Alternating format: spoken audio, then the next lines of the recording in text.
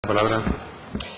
Gracias, señor presidente. Señora Zapater, bien sabe usted que el Parque Tecnopar desde el año 2008 se creó ya configurado como un espacio para empresas, aportando la cualidad, sobre todo, de la tecnología, centros de investigación y universidades donde poder desarrollar actividades que además fuesen afines al complejo en su conjunto, al complejo de Motorland y, en definitiva, al mundo del motor.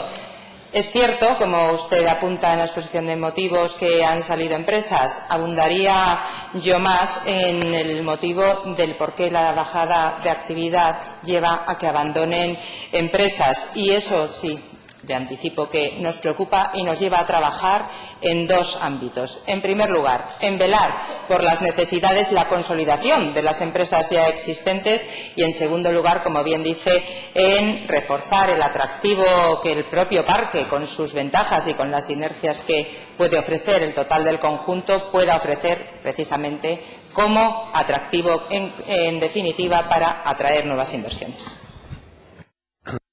Ya, señora consejera, señor diputado, tiene la palabra.